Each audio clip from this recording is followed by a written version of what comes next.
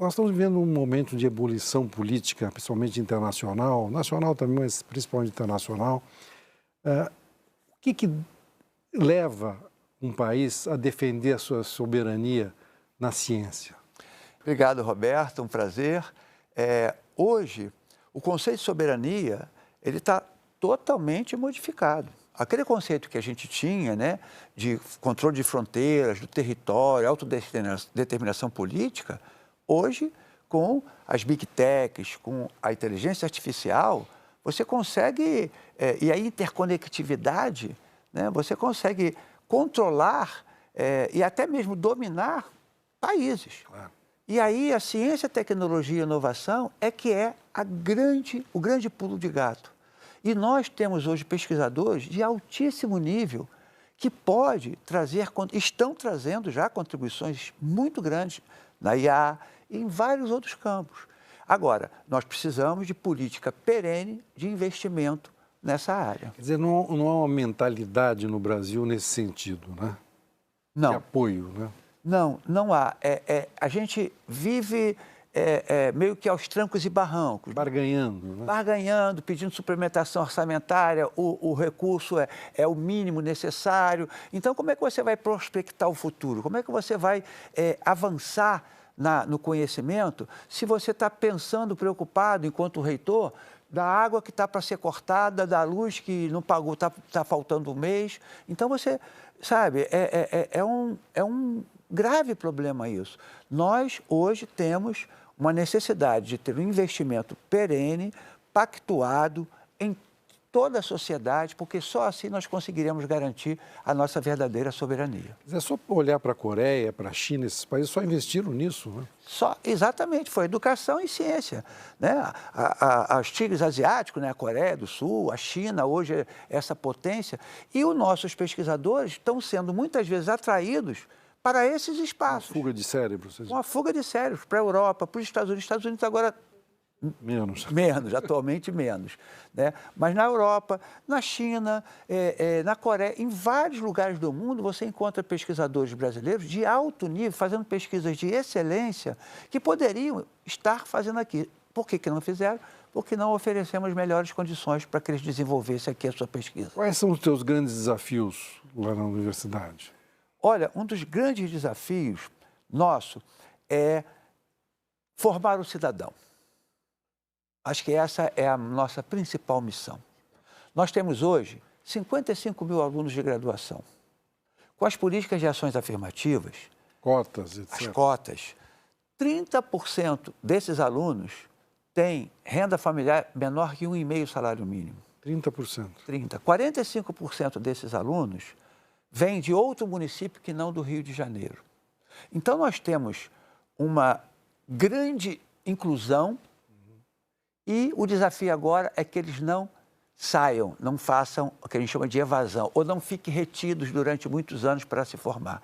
Eu dou aula há mais de 30 anos na Faculdade de Medicina e eu pude perceber o quão mudou. Após as cotas, um grupo de alunos negros, de periferia, pobres, de escola pública, passaram a se dedicar muito na sua formação e hoje o desempenho deles é exatamente igual ao do ampla concorrência, que seriam os sem a cota. Ou seja, a universidade pública não é mais elitista. Não é mais elitista. Neste aspecto, não é mais elitista. Também nós temos uma outra missão fundamental, que é produzir e difundir conhecimento. Né? Então, esse é um grande desafio e precisamos de recursos. Não só o UFRJ, todos os institutos de pesquisa, todas as universidades. Né? E a gente vê quando você injeta um número de recursos bem grande, como na USP. A USP hoje é uma grande potência mundial, no último ranking da Leiden, foi o 17º do mundo. Por quê? Porque o Oreste Quercia, lá atrás, resolveu dar uma parcela do ICMS para as universidades estaduais. Ideia do Darcy Ribeiro. Ideia do Darcy Ribeiro, do grande Darcy Ribeiro, nosso grande educador, sociólogo, né? E antropólogo. Então, veja, está lá.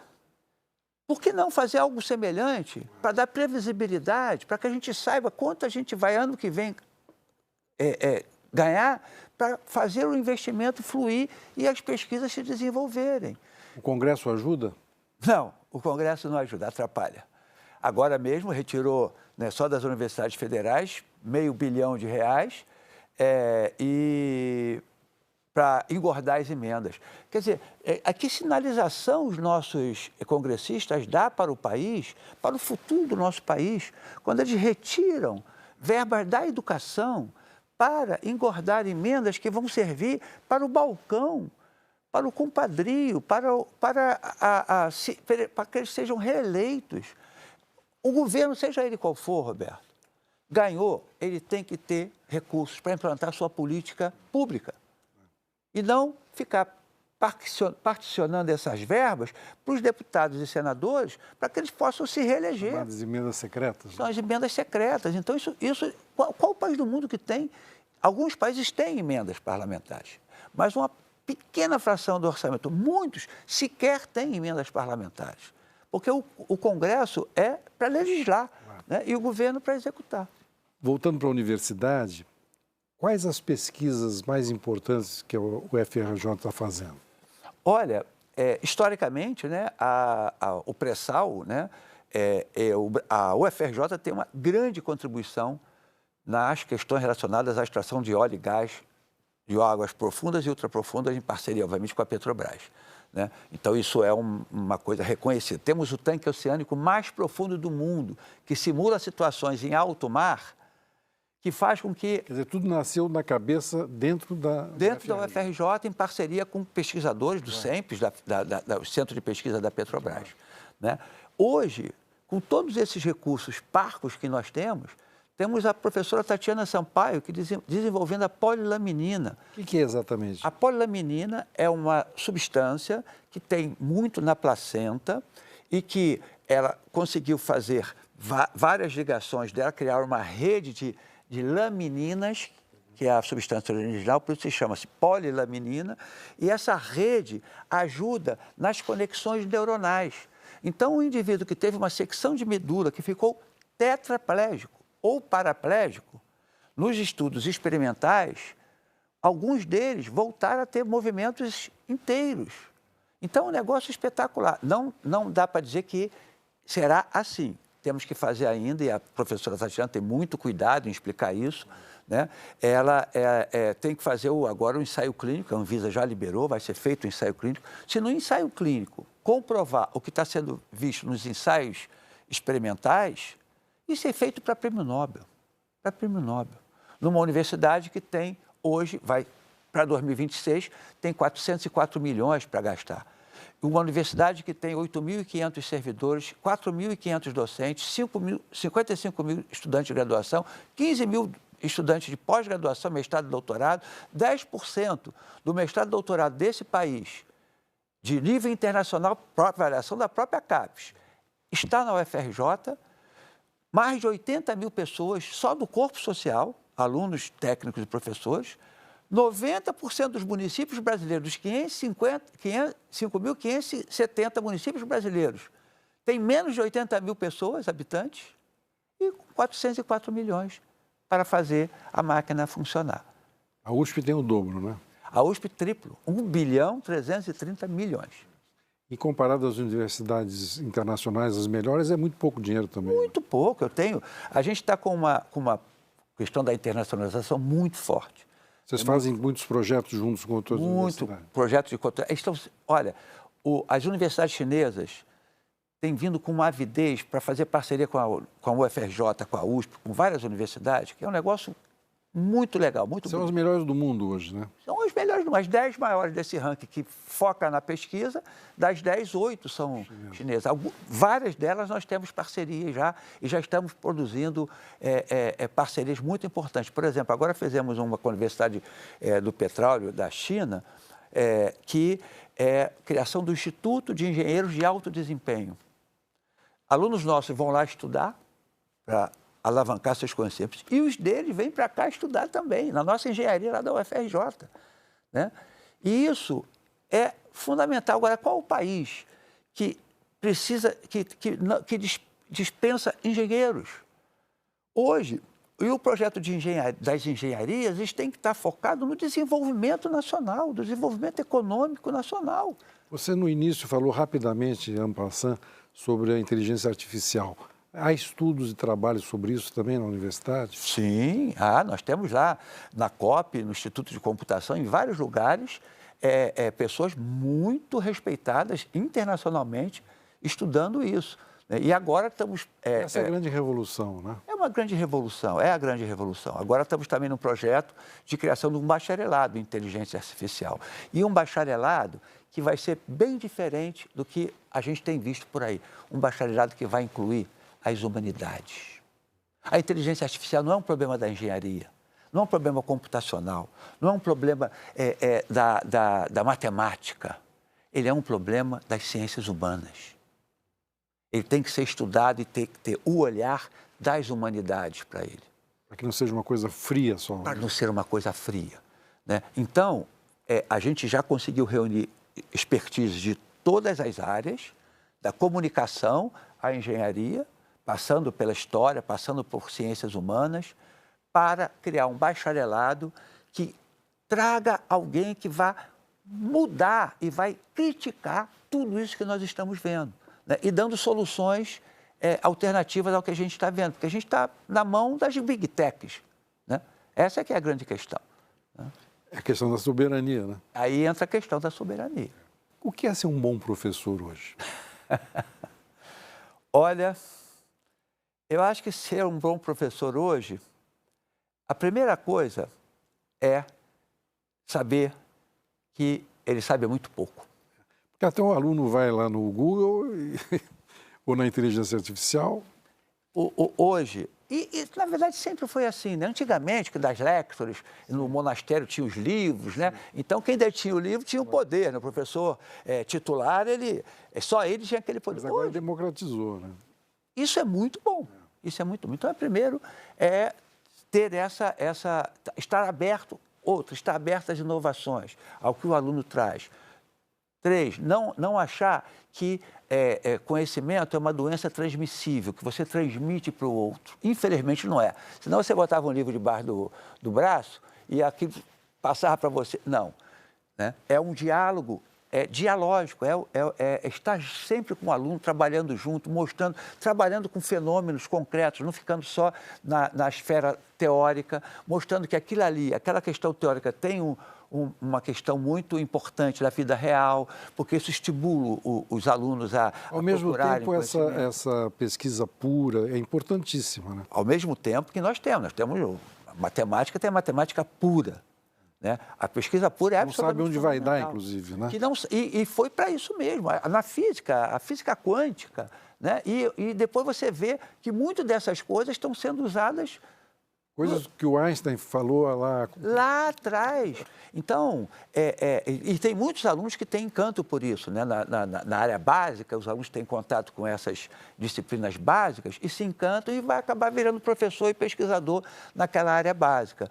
Então, é muito importante que você esteja aberto, inclusive para dizer uma palavra, uma oração, que eu falo para os meus alunos. Uma oração de 3 palavras. Vocês podem me perguntar o que vocês quiserem. E depois que eu passei a declinar, eu não sei.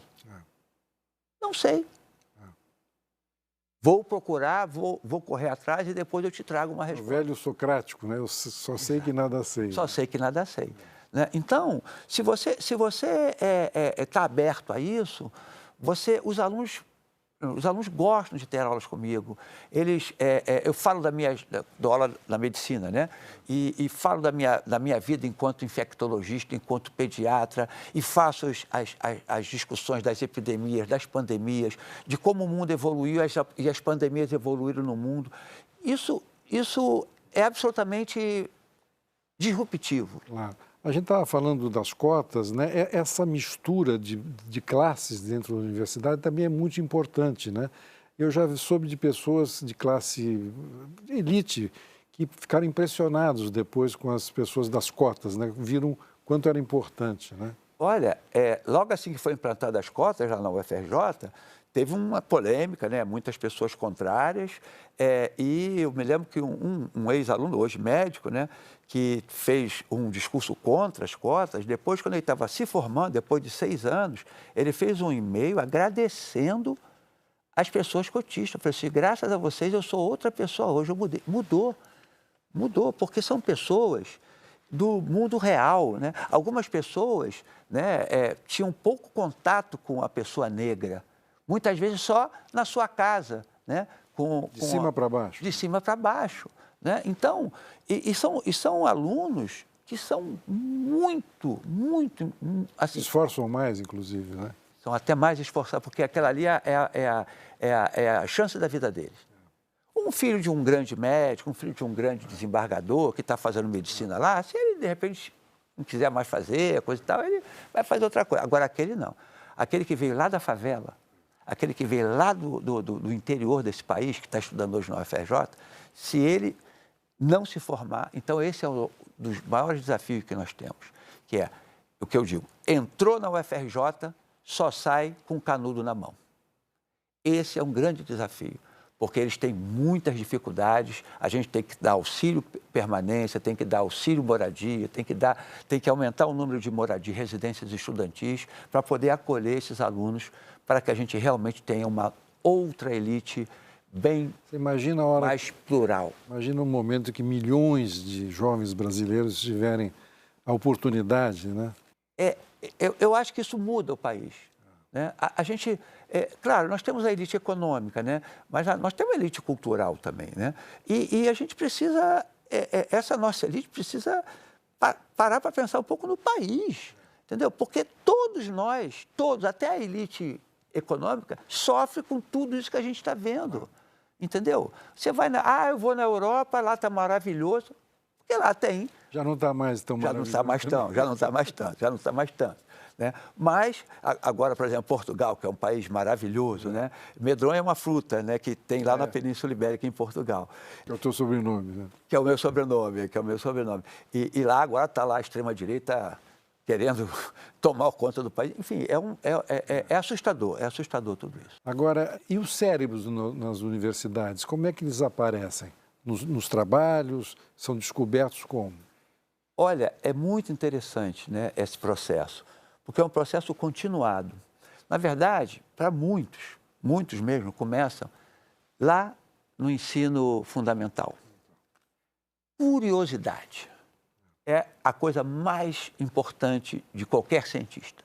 É curiosidade, ele saber. Então, ter um professor que desperte essa curiosidade nos alunos lá no fundamental, e depois ele entra para uma universidade, inicia-se o que a gente chama de iniciação científica. Eu tenho vários alunos de iniciação científica, publiquei com vários desses alunos da pandemia, inclusive. Eles começam a se interessar por pesquisa, vai para o teu laboratório, começa a se desenvolver, se interessar. Muitos não voltam, vão ser médicos, mas aqueles que se encantaram com aquilo, vai fazer um mestrado e um doutorado. E depois, olha quantos anos são necessários para produzir um cientista. E no final, ele se forma e não encontra mercado de trabalho. E não encontra um laboratório de pesquisa. E a nossa indústria não investe. Isso é importante as empresas também estarem juntas. Exatamente. As empresas precisam ter uma visão maior. A questão da polilaminina, ela hoje só está indo para ensaio clínico porque uma empresa nacional, de capital nacional, resolveu bancar essa aposta. Que, obviamente, se não der certo, gastou muito recurso. Se der certo, é prêmio Nobel e ele vai ficar riquíssimo, entendeu? Então, a gente precisa ter empresários também que apostem nas nossas expertises, sabe?